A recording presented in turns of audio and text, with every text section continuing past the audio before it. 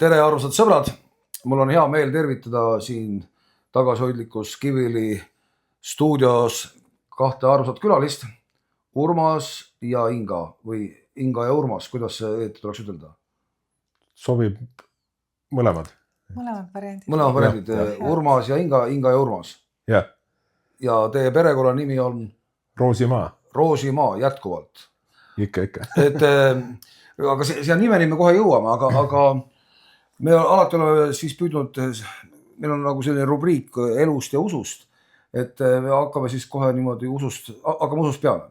Et Urmasega vist on nagu lihtsam, ma saan aru, et sul oli juba usugeen sündides kaasas.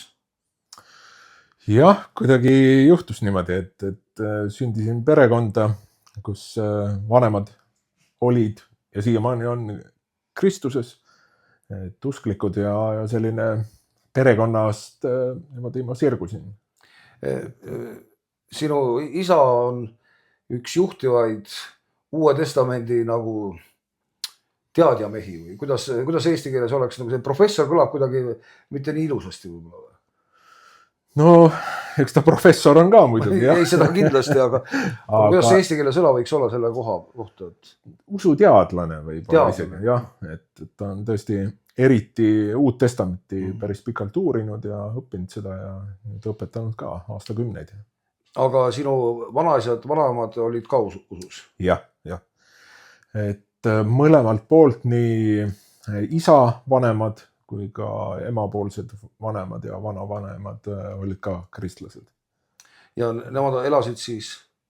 Isapoolsed elasid Türil, Paide kandis seal. Kesk-Eesti? Kesk-Eesti. Eesti süda niimoodi. Türi ringhääling, et siis usu ringhääling. Just, aga ema poolt olid siis Läänemaalt mõlemad mu vanaisa ja vanaema on pärit Hiiumaalt, vanaema Vohi laiult. Ja täitsa nagu meretagune asi. Täiesti. Aga nemad olid siis priilased või? Priilased, jah. Need talle kiituse laulik, et mis just. Pikad laulud, mis ei lõppe kunagi. Just. Ja seal oli niimoodi ka, et kui nad tulid mõlemad mandrile, siis nad hakkasid elama Ridala kandis ja siis nad käisid Ridala koguduses. Ja seal selline nagu priivaim oli hästi elav. Ja vanaema ikka rääkis, et enne Jumala teenistust tuldi kas tund või isegi pikemalt kohale ja siis lauldi ennast nagu soojaks, et enne kui teenistus algas. Ei räägitud küla uudiseid? No ma arvan, et seda räägiti siis kas pärast teenistust mõni aeg hiljem või siis veel mitu tundi varem, eks, aga kuskil tund, poolteist lauldi ennast soojaks. Taevased uudised olid huvitavamad ja tähtsamad. Kindlasti, jah. Huvitavate seda kommet nagu täna Eestimaale enam ei kohta? Ma arvan, et see komme on võib-olla kuidagi eksisteerib, ütleme, kui me käime koguduses, kus on ülistus, ülistusel on oluline koht, et siis selle teenistuse algfaasi jääb näiteks pool tundi või poolteist tundi ülistust ja siis tulevad jutlus ja muud asjad, et võib-olla see on niimoodi täna. Minul on nagu üks selline erakordne kogemus Palade priikogudusega. Kui ma olin saanud kristlaseks, rõhutan möödunud sajandi lõpufaasis, aga siis möödunud aastatuhat. Möödunud aastatuhand isegi, et lihtsalt rõhutada asjade soliidsust, aga siis me sattusime Palade koguduse teenistusele. Seal samamoodi siis enne teenistus üks tund aega lauldi ja palvetati enne kui teenistus peale hakkas. See oli selline hoogne ja siis korraga need vanad õed nagu ma isegi ei oska öelda, kas nad nagu laulsid või palvetasid, aga see oli selline võõrastes keeltes selline nagu hääl. Ja aastakümneid hiljem, mõned aastad nüüd tagasi, ma sattusin ühel sügisel Sagadi mõisa juures põllule, kuhu oli kogunenud tuhanded, isegi kümneid tuhandeid sookurgi. Nii et see kogu see piirkond nagu see lihtsalt, seda nagu raske kirjeldada, see kubises sookurgedest. Ja see sookurg on selline nagu Soome-ugri võiks olla üks rahvuslindudest, ta nagu teeb sellist kurba häält, sellist eriti läbilõikav on see sügisel, kui kõik nagu kolletab ja kohe sa näed, et Arno Tali tuleb varsti meile külla ja siis nad nagu teevad need äramineku hääli ja siis sa mõtled, et miks mina siia jään. Ja siis need linnud nagu ükshaaval nagu rivistusid nagu lennuks. Ja siis see heli, mida nad nagu välja andsid, ma olen seda kuulnud ja mul oli meeldima, et seal palade prihikoguduse enne teenistuse osas ma olin seda häält kuulnud. See oli ikka igaviku hääl oli. Täna hommikul, kui me siia Kiviõli tulime, siis ka põllu peal olid sookured ja siis me ka ütlesime, et näe, neil on juba koosolek pihta hakanud, et me alles sõitsime. Ma vist nägin neid samu ja ma mõtlesin, et kas tõesti sügis on jõudnud, et suvi on möödas, lõikus on lõppenud, aga meid ei ole päästetud, ütleb prohvet Vanas Testamendis. Karm sõna. Karm sõna. Nii et sul oli siis asi selge, et sa sündisidki juba niimoodi teadmisega, et Jumal on olemas. Jah, just. Aga no ütleme selline Jumala kogemus ikkagi, et ma selle sain nagu isikliku kogemuse, et see ei olnud päris nüüd, et vanemate Jumal, et ta sai minule isiklikuks Jumalaks kuskil 7-aastaselt. Et enne oli teadne, et pühapäevakooli lood, aga siis tekkis selline isiklik suhe Jumalaga. Mis siis juhtus? See oli üks pühapäeva õhtu Rakvere Karmeli koguduses. Isa oli siis pastor seal ja nõukaajal oli selline komme, et pühapäeva õhtuti käisid ka nagu külaliskõnelejad. Kell 5 või kell 4 oli koosolek, eks ole? 5 oli seal minu meelest, jah. Ja siis oli ka külalised ja see oli hästi selline evangeelne teenistus. Ma olin ka seal, ei jäänud magama seekord, et ma muidu ikka teenistusel ikka magasin ka. No, hea paik ju. Üks piiritõlge ütleb, et Jehova on oma armsatele une, eks ole? Jah. Või unes. Unes ja une. ja siis oligi, et see kuidagi see jutlus kõnetas mind nii väga isiklikult ja pärast teenistust seal suure saali taga olid sellised ruumid ja siis me läksime sinna palvetama ja siis seal ma andsin oma elu Jumalale teadlikult ja ma mäletan seda, et kuidagi selline eriline nagu rahu tuli südamesse, et enne oli sellist nagu ärevust või et noh, mis minust saab või siis oli totaalne rahu ja niisugune rõõm, et selline rõõmu ja rahu kogemus oli selline hästi võimas. 7-aastaselt? 7-aastaselt. Ja see on nagu siiamaani säilinud? No ütleme, eks vahepeal olid sellised kõikumisi ka, eks ju, aga selline rahu on küll jah, täiesti olemas. Jumalaga asjad on nagu jonksus, et noh, ma tean, mis minust saab, kuhu ma lähen. Nii et tasub alati ka võtta lapsi sellistele tavalistele teenistustele kaasa. Mõnikord me vanematel võime nagu mõelda, et mis see nüüd on, et laps nagu nii millestki aru ei saa. Tõesti, ega ei peagi alati kõigest aru saama, eks ju. Sama on ju näiteks Jumala sõnaga ka. Sa loed, sa ei pea aru saama, aga see kõnetab, sest Jumala vaim on selle sõna teinud elavaks ja selliselt ta kõnetab. Ja sama on ka lapsega, kes on koguduse keskel. Võibki olla, et mingid perioodid on nii igav, ei saa millestki aru, aga võt siis mingil hetkel Jumala vaim puudutab last ja minuga sündis see. Ma olen ka mõelnud, et tänapäeval on nagu tihti see suundumus niimoodi, et lapsed on nagu eraldatud kogudusest. Et on mingi lastetöö kuskil, ma ei räägi, et seda peaks olema, aga mulle tundub, et ei saa nagu lapsi isoleerida koguduse teenistusest. Et nad peaksid olema osa teenistusest. Tõenäoliselt peaks nendega olema eraldi, aga ei saa olla, et on ainult eraldi kuskil lastetöö ilma, et nad osaleksid teenistusel. Ma olen seda meelt, et lapsed peavad koguduse keskel olema, et meil Tartus koguduses on niimoodi, et vähemalt teenistuse alguses on nad meie keskel, siis lähevad nad oma tundi, teevad tunni ära, siis on jälle meie osaduses, et vähemalt niimoodi. Aga et täiesti nagu eraldi, et me lapsi üldse kogudusse ei võta, eks nad on täiesti eraldi, et see ei ole kõige parem. Ma arvan, et kui tohib öelda, et minust on juba hea pärand see lastele nagu tulevikuks, et nad teavad, et pühapäev on koguduse päev. et kui nad selle jälje või nagu selle saavad oma vanematelt kaasa, et minust on juba see väga hea asi. See ongi hea, et sa Inga võtsid jutu üles, et siis kuidas sinuga, et siis Minuga on kõik teistmoodi. sinuga kõik teistmoodi. Te nagu olete vastandite ühtsus ja te siis toetate ja Vastandid tõmbuvad. tõmbuvad niimoodi. Ja minuga on läinud kõik teistmoodi. Mina ei ole kristlikust perest pärit ja ma ei teadnud Kristusest mitte midagi. Võib-olla siis Jumalast kui sellisest ja tõesti mäletangi, et mul oli hale naljakas uskuda Jumalat, kes on taevas pilve peal ja pika habemega. Aga kus sa seda võtsid, et ta seal on niimoodi? No tõenäoliselt mingil hetkel kuskil ikkagist lapsed, noored omavahel rääkisid ja rääkisidki sellisest Jumalast. No igatahes selline pilt minule nagu Jumalast nagu tuligi ja oligi. Ja ma mõtlesin, et ma mäletan, kui üks meesterahvas ka tuli, rääkis Jumalast ja ma põhimõtteliselt hakkasin nagu naerma, ütlesin, et selline Jumal ei lähe läbi. Aga ma saan aru, et midagi on juhtunud, et seda täna niimoodi ei arva. Ja tõesti juhtus, et ma läksin õppima, siis läksin Õppima läksid sa õeks. Peale gümnaasiumi. Ja täna enam ei öelda medõeks. Kuidas tänapäeval öeldakse siis? No ongi õde. Aga mitte vend? Mitte medvend, jah, ei öelda päris niimoodi. See on ikka poliitiliselt korrektne. Vend võib olla õde. Vend võib olla õde. Aga medvendi on meil ka palju, aga siiski nad on meil ka näiteks töögraafikus ikkagist õde. Ja, et mis iganes ma nii peenelt ei ole võib-olla. Mis juhatuse esimees saab olla ka naine?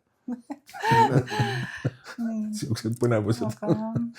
Nii, ja sa läksid õppima? Ma läksin õppima ja siis minu klassiõde oli siis kristlane. Ma muidugi midagi ei teadnud. Meil algas see lugu siis niimoodi, et ta rääkis, et ta läheb kuskile laulma ja mõtlesin, oi, kuidas mulle meeldiks ka laulda. Ja siis tema ütles, et aga tule, meil kõik laulavad, on ju. Ja ma ütlesin, et ma tahaks küll näha seda kohta ja koori, kus mina ka laulda saan. Ja nii me saime Nõmme Tõrul kokku ja läksime siis Nõmme kirikusse, Puuvilja tänav. Ja ma olin aastaid sõitnud oma vanatädi juurde Männikule ja ma kunagi näinud, et seal on üks kogudus, sest akna peal on tegelikult ka suur rist. Ja ma läksin sinna esimest korda ja seal olid toredad noored, oligi noortekoor ja ma tõesti ka laulsin seal. See koor oli tore, noored olid toredad ja see oli midagi väga erilist. Aga siis Tiina on siis inimene, minu väga-väga hea sõbranna täna, kes siis kutsus mind ka pühapäevasele teenistusele. See oli mu elu esimene jumalateenistus. Ma kuulasin selle ära. Ma tegin täpselt kõike nii, nagu Tiina minu kõrval tegi. Ja ma ise mõtlesin, et kui ta oleks pikali visanud, tõenäoliselt ma oleks ka visanud pikali ja mõelnud, et veider küll, aga nii need asjad siin käivad. Et ühesõnaga ma ei teadnud jumalateenistusest midagi ja ma olin tõesti tema, kopeerisin kõike, mida tema tegi. Tema püsti, mina püsti, tema laulab, mina laulan ja nii edasi. Tema põlvili, mina ka põlvili, aru andmata tegelikult üldse, mida ma teen või mida ma laulan, kellele laulan, on ju, sõnumist ma ei saanud absoluutselt aru, see oli minu jaoks hiina keel, on ju, nad räägivad kantslist, kõik on nagu tore, aga ma ei mäleta sellest mitte midagi, sellest jutlusest. Üks ainus eestikeelne lause, mida ma mäletan, oli see, kui pastor ütles, et kui teenistuse lõpus on võimalus tulla eestpalvele. Võib-olla sa olid venekeelsel teenistusel? Ei, ma olin täiesti eestikeelsel teenistusel, aga see oli siis see lause ja tõesti toimus siis, me tõusime püsti, algas viimane laul, lõpulaul, me hakkasime laulma ja siis ma korraga tunnen, et kuidas mul kõik täitub pisaratega, ma püüan endaga väga sügavaid läbirääkimisi pidada, et ma ei hakkaks nutma, aga ma ei suutnud ja ma tundsin, kuidas pisar tuli mu silmist ja teine ja ma tegelikult lahinal hakkasin nutma ja siis mu sõbranna tänaseks siis Tiina, et ta mõistis, mis toimub ja ta ütles, et kas sa soovid minna eestpalvele ja mina mäletan seda tunnet väga selgelt, et mul oli tunne, nagu ma oleks ristil, et 2 kätt on välja sürutatud, et et 50% häälest ütleb mine ja 50% ütleb häälest, et ära mine. Ja ei ole 51 ja 49, aga nagu 50 ja 50 ja ma olen nagu täiesti lõhestunud nagu keset seda. Ja siis Tiina ütleb ja ma ütlesin talle nii tüüpilise vastusena eestlasele ka, et järgmine kord. Mul oli täpselt endal sama kogemus, et peale teenistust Andrus Noorak tuli minu juurde ja küsis, et kas sa saaksid saada Jumala lapseks. Ma tahtsin ja ei tahtnud ja mõtlesin, kuidas ma taas nagu lahti saan. Ma ütlesin, ma mõtlen selle peale. Jah, ja ta ütles, ja tõesti ma ütlesin, et järgmine kord ja lõppes ära kõik see teenistus ja siis tuli üks vanem õde, koguduse õde siis mu juurde. Ja ma kohe ütlen ka, mida ta mulle ütles, aga kui ta aastaid hiljem me jagasime nagu, või ma jagasin talle seda lugu, ta ütles, et see ei ole võimalik, et ma sulle niimoodi ütlesin. Aga siit ma näen ka seda, et kui oluline olla Jumala juhtimisest ja öelda ka võib-olla selliseid lauseid, mis algul tunduvad võib-olla ka liig karmid. Ühesõnaga ta tuli mu juurde ja ütles, et ala nii, et aga järgmine kord võib-olla on juba hilja, Jeesus tuleb ja sa jääd nagu ukse taha. Ja see oli nagu viimane piis karikasse ja ma hakkasin või rohkem nutma, aga ma ju tegelikult nagu ei teadnud ju Jeesusest midagi, aga nagu see hiljem, mis ma mõistsin, et tegelikult see oli mu elu esimene kord, kui ma tundsin, et ma olen patune inimene, sest ma patust ei teadnud midagi. Kui siis keegi mõrvar on ju, keegi varas, aga mis pattu olen mina teinud, et patt kui selline oli minu jaoks täiesti võõras teema ja vot see oli siis see koht, kus mind Jumala vaim puudutas ja ma arvan, et me täna ootame väga palju suuri imesi, mina ka ja tervendamisi imesi ootan, igatsen ja usun nendesse. Aga olen ka mõelnud nüüd ka, võib-olla isegi täna hommikul, et tõesti see on üks suur ime, kui Jumal annab kogeda, et ma olen patune ja vajadus meeleparandusele ja pääste järgi, et nii kaua, kui ma seda ei kogenud, nii kaua ma ei osanud ka igatseda ju ei päästet ega meeleparandust, aga see kõik toimus ühe teenistuse ja siis ma ütlesin talle, et lähme. Ja siis palvetati? Palvetati ja ma mäletan ka seda, et ma läksin kogudusest välja ja see oli ju talvine aeg ja mul oli kogu aeg mälestuses, nagu see oli kevad, sest ma tundsin ennast, et ma olen nüüd liblikas ja ma võin lennata nii kõrgele, kui ma vähegi saan. Ma polnud iialgi tundnud elus, et mul on mingi koorem või raskus. Aga ma tundsin seda, et ma olen koormast vaba ja mul on väga kerge olla. Ja ma mõtlesin, et kui poleks jõudnud lõpule esimese teenistuse ajal, ma ei tea, kas ma kunagi oleks läinud veel kirikusse. Ma arvan, ma oleks peljanud seda, et mis minuga jälle hakkab juhtuma, et hakkan nutma, kui teised ei nuta. Aga Jumal nägi, et mul on vaja seda viimast tõuget ja ta saatis selle vanaõe, kes ütles, et aga järgmine kord võib-olla hilja ja uks võib-olla sinu nina ees suletakse. Ja mul oli seda karmi sõna vaja ja ta ise ütles kunagi aastaid hiljem, et ma ei suuda uskuda, et ma seda sulle niimoodi ütlesin, aga ma vajasin seda viimast piiska.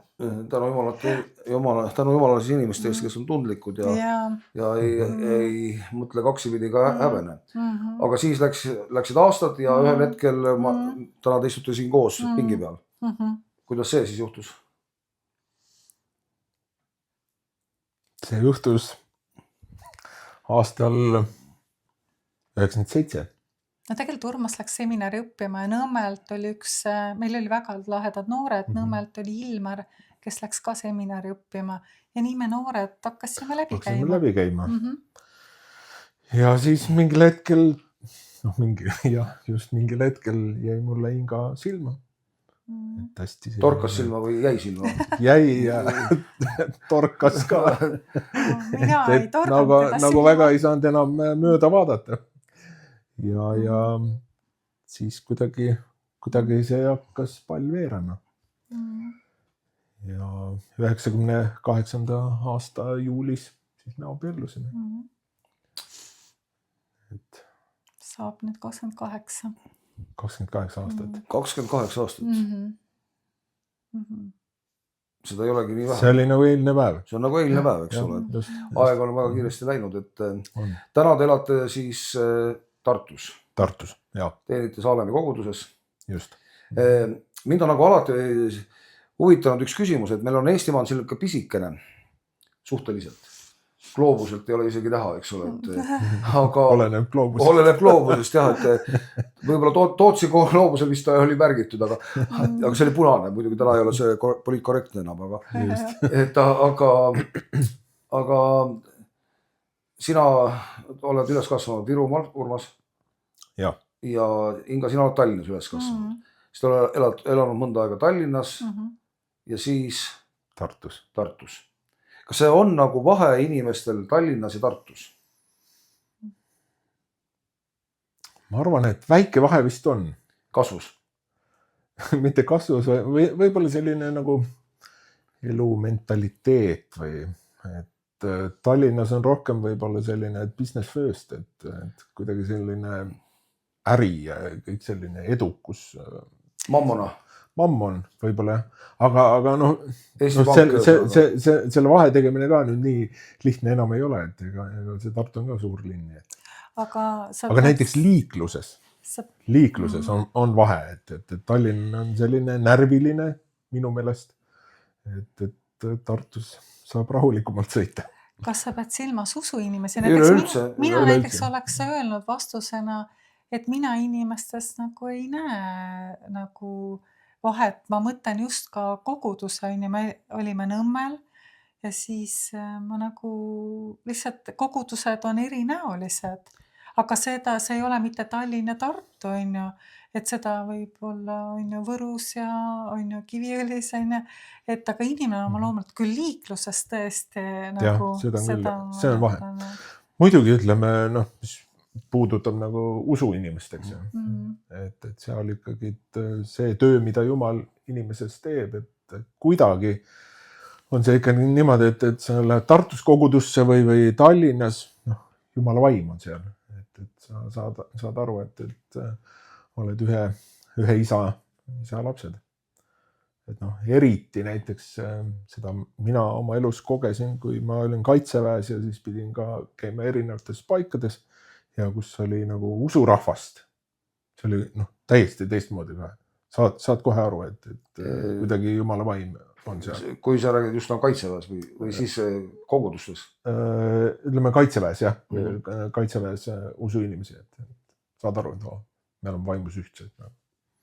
Ja kui missioonil ka käisin, läksime ka seal väli sinna kogudusse või kogunemiskohta, oli teenistused, tunned kohe nagu hästi ennast.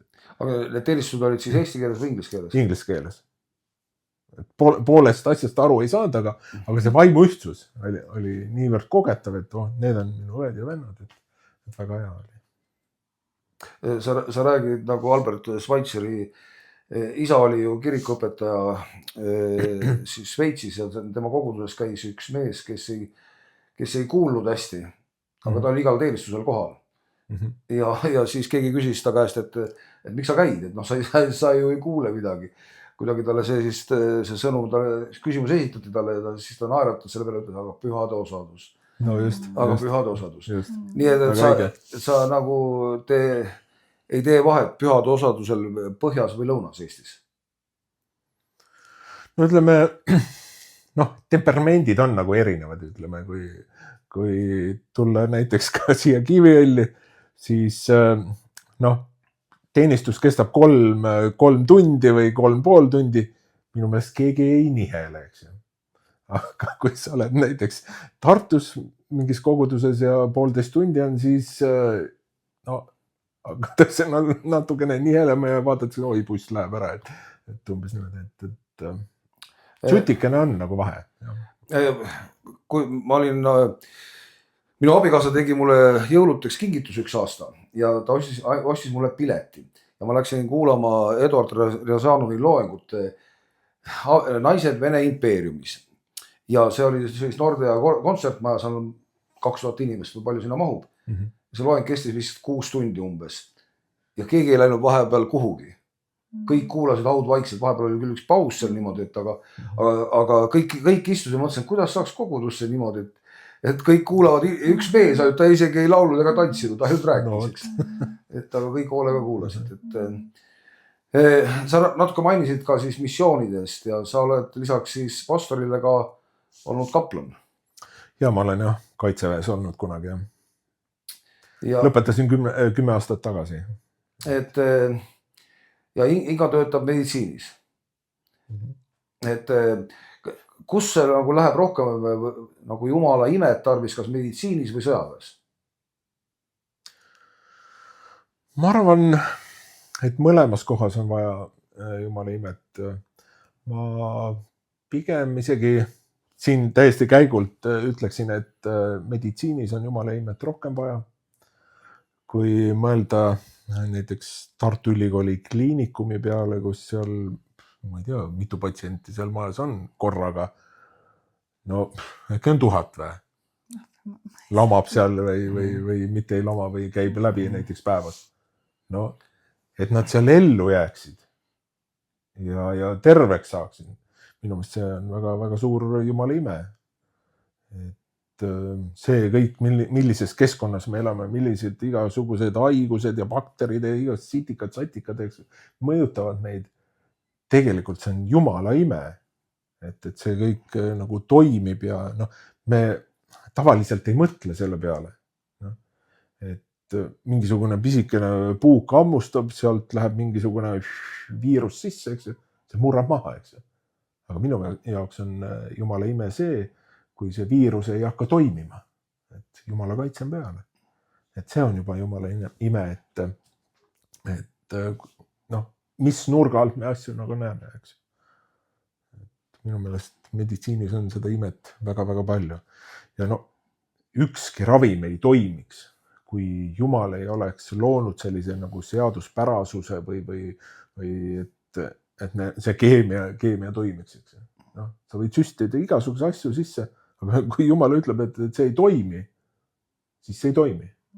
Tee, mis sa tahad, eks. Et selle kõige taga tegelikult mina näen, et on jumal. Nojah, ma ütleks ka, et meditsiin on täna väga võimas. Väga võimas, väga paljud saavad abi, aga ta ei ole kõik võimas.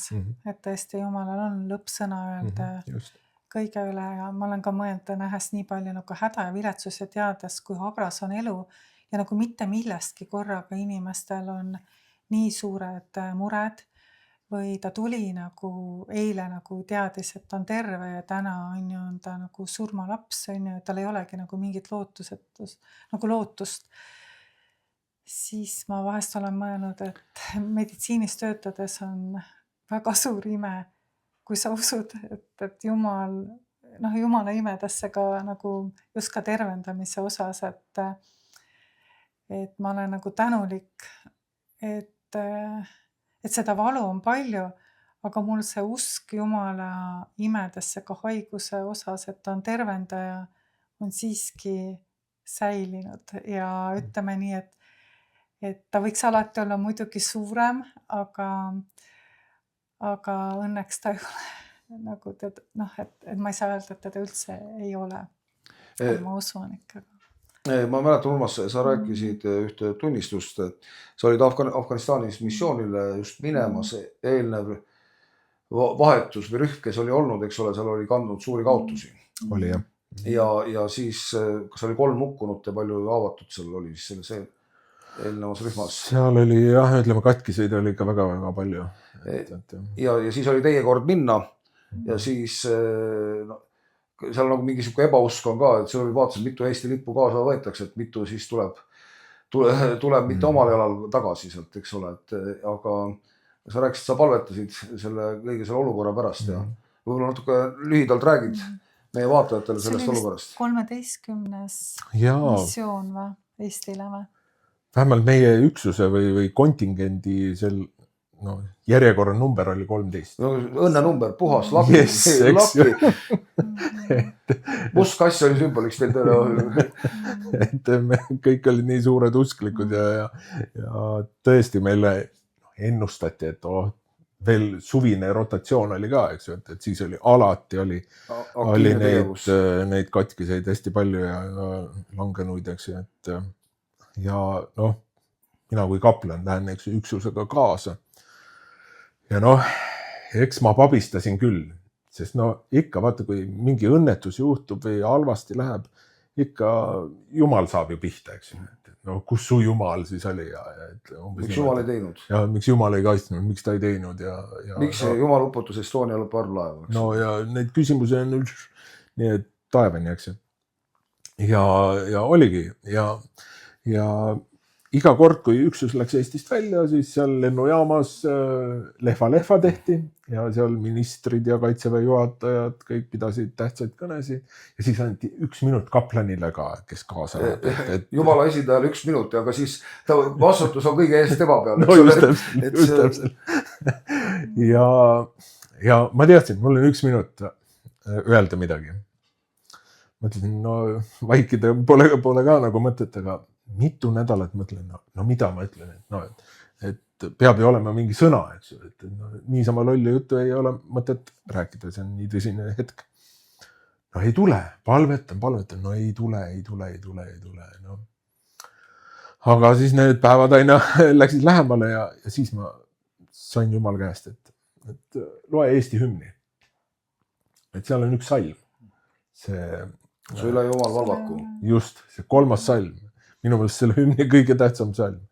Mille üle ka vahest arutatakse, võiks ära võtta. Et võiks ära võtta, eks. Ma sain aru, vaat see ongi sõnum meie kompaniile. Su üle Jumal valvaku. Mida sa ette võtad ja ta olgu sinu kaitse. Ja rohkelt õnnistab. Just, ja ma lugesin selle palve ja siis ma ütlesin, et sündigu see meie üksusega. Ja väike palve. Ja siis me läksime.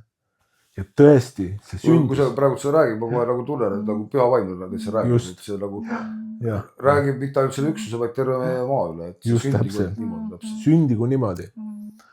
Ja oligi niimoodi, me läksime sinna koha peale, see eelnev üksus oli veel paar päeva, käis põllul ka, 1 vend kaotas mõlemad jalad veel. Kui see teade tuli ka meie poistele, siis mitu tükki arvas, et see pole õige koht, tahaks tagasi minna, aga enam ei saanud, eks. Aga meiega ei juhtunud mitte midagi. Meil oli ainult 2 haavatut ja need olid ka kerged. Üks oli lahingsituatsioonis, siis meil on see pehmed koed siin taga, et üks sai sinna midagi ja teine lasketiirus, aga mitte midagi ei olnud. Me küll põrutasime miinide otsa ja niimoodi ja mitte midagi. Te olite pool aastat seal? Me olime pool aastat, ja see oli lihtsalt ime. Pinget ja kõik oli, eks, ikka see, et ei juhtuks midagi. Aga tõesti, Jumal hoidis ja see prohvetlik selline salm läks meie juures täide. Aga Inga, kuidas sa olid siis see pool aastat palves ja paastus? Või sa olid nii hõivatud oma patsientidega haiglas, et sul ei olnud aega selle peale mõelda, mis meest teeb? Tegelikult töö on üks hea asi tõesti, et see viib ka mõtted eemale, et tegelikult mitte ainult mina ei palvetanud, aga meil oli ka kogudus taga, et tegelikult seal kantsli peal oli ju ka kiri iga kord, kes kantslisse läks, et iga pühava palvetati, et nagu Urmas ja siis meeskond oli tegelikult ka koguduse ja ma arvan, mitte ainult, me siis olime Nõmme koguduses, on ju, kui sa välja läksid, see konkreetne juhus. Me elasime juba Tartus. 2012. See oli see või? Jah, just. Aha. No igatahes missioon on nii palju olnud, et juba läheb. Hea, vabandust, tõesti, mitmed missioone, see oli 2007 või? 2007 ja 12 ja 2003. ahah, Aga see viimane jah, millest see see, hümniga juttu oli 2012. ahah, no Aga no Saalemis ka. ja ma me tahtsingi öelda, palvetasime. et tegelikult paljud mitmed kogudused, noh, Urmase vanemadki käivad ju teises koguduses ja et ikka mitmed kogudused. No ja oligi sellist nagu tagala tunnet oli, et see seljatagune, et usurahvas on su taga, palvetab, hoiab palvekäsi üleval, et see oli võimas tunne. Isegi meie, ma mäletan, Kiviõlis ja, et palvetasime mitmed, ma tahtsingi Jah. öelda, et ma ei tahtnud võib-olla nii suurelt öelda, et üle Eestimaa, aga tegelikult Tegelikult mitmed ikka oli, Eestimaa jah. kogudused ikka palvetasid. Nii et alati tasuks palvetada No Aamen selle peale. ja mitte ära tüülida. Aamen. Meil aeg kahjuks on halastamatult jooksnud, aga mida te tahaksite ütelda meie vaatajatele, kuulajatele? On teil mingi selline mõte, mida sa tahaksite jagada? Üks mõte on, mis on ka ilmutuse raamatus, see on tegelikult Inga piiblis. Ingal on oma piibel, et siis... Oma piibel on see ilmutuse 20, ole ustav surmani, siis ma annan sulle elukrooni. Ma võtsin nüüd sinu salmi ära, aga tõesti see on see soov meile kõigile, et meie elus on erinevaid perioode, tõesti, kus me oleme nagu pilvedes, kõik on nii hästi, aga on ka neid hetki, kus on nagu see... Kõik on halvasti. Kõik on halvasti. Oledki seal nagu orus, eks. Aga neid pannaksegi proovile. Ja siis ongi see, et kas sa oled ustav, eks. Et kui sa oled seal madal seisus, ära löö käega. Jumal kannab ka madalseisust läbi, ta on ka seal koos sinuga. Mitte ainult nendes kõrghetkedes, eks, ka alati siis ka. Et see, olgu see nagu julgustuseks meile kõigile. Mulle endale ka, et ikka susitakse ja proovitakse. Aga et ole ustav. Ole selles kutsumuseks. Mina ütleksin ka aamen selle, see on üks parimaid salme piiblist, et tõesti, et meie hingede eest käib võitlust, üks sõda on ja tõesti, et ükskõik mis olukord elus on, et jääda Jumalale ustavaks lõpuni. Ja täna ma mõtlesin ka, et see salm 139, et ära põgene või ära jookse Jumala eest ära, et sul ei ole mitte kuskilt tema eest minna. Et see salm ka, et kuhu ma võiksin minna su vaimu eest ja kuhu ma põgeneksin su palge eest. Kui ma astuksin taevasse, siis oled sina seal. Kui ma teeksin endale aseme surmavalda, vaata, sina oled seal. Kui ma võtaksin koidutiivad ja asuksin elama Viimse mere otsa, siis sealgi su käsi juhataks mind ja su parem käsi haaraks mind kinni. Et tõesti, et ärme põgene Jumala eest ära, et meil ei ole kuskile tema eest minna, et tema on meie kindel mäelinnus ja jäägem sinna. Nii et arvusate vaatajad, kuulajad, siis ärge põgenege Jumala eest ja kui ta kord olete ta leidnud, olge ustavad surmani. Aamen. Olge väga õnnistatud, kallid vaatajad, olge ka õnnistatud, kohtumiseni järgmisel korral.